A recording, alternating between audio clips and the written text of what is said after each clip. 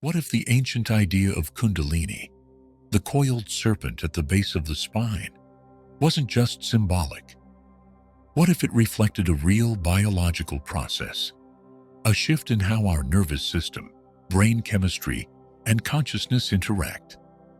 In this video, we'll explore Kundalini awakening through the lens of modern science, from cerebrospinal fluid and the pineal gland to brain waves, hormones, and neuroplasticity.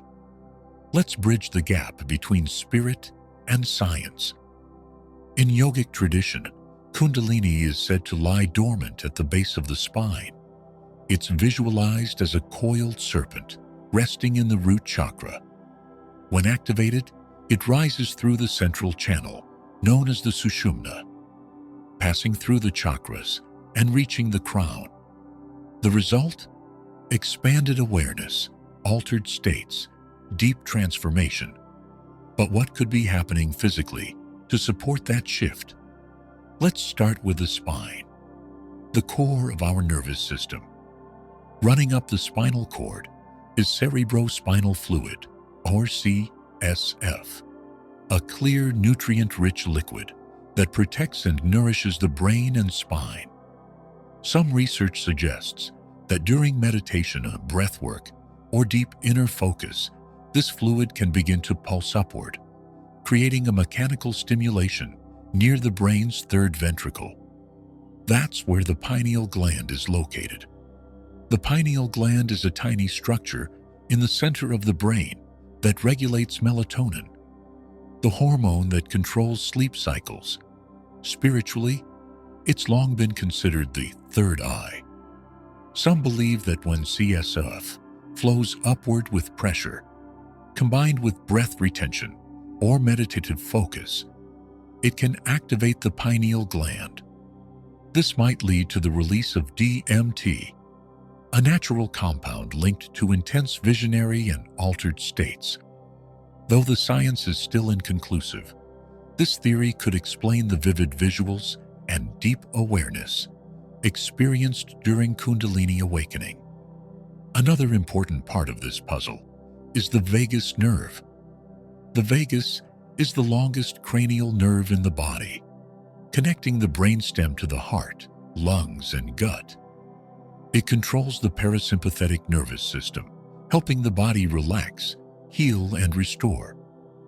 When the vagus is stimulated through breath, chanting, or emotional release, it can bring on states of calm, spontaneous movement, and even deep catharsis. Many of the physical effects of Kundalini, like tremors, breath shifts, or body jolts, may actually be vagal nerve responses. Now let's talk about chakras and how they align with endocrine glands. Each chakra location matches a key gland in the body.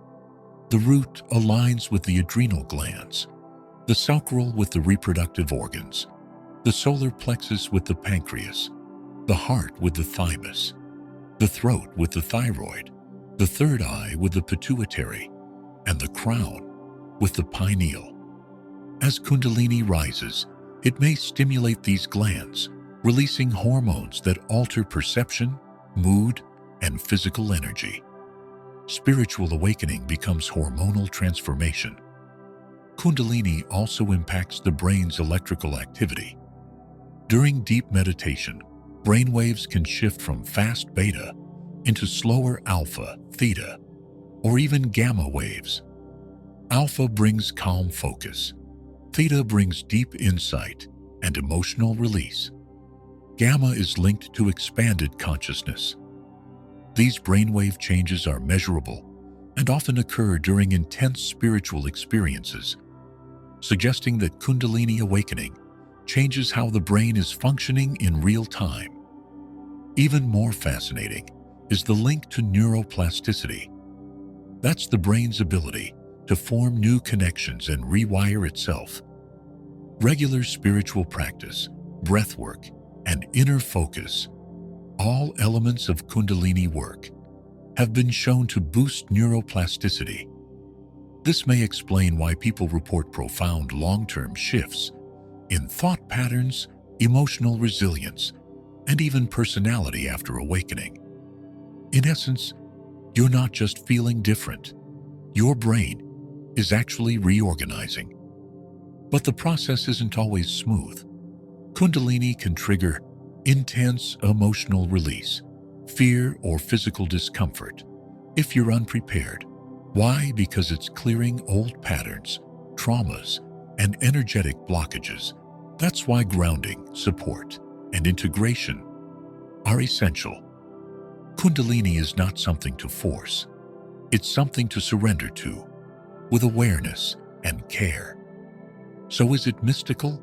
Is it measurable? It may be both. Kundalini awakening appears to be a multi-system event, involving your spine, hormones, brain waves, and nervous system. As ancient as it is, it may be pointing us toward a new, more complete model of human potential, a bridge between biology and spirit. When the serpent rises, you don't just awaken spiritually, you awaken biologically, from the base of the spine to the peak of consciousness. If you feel our vibe, you're already tuned into the frequency. Subscribe to stay aligned for the modern mystic.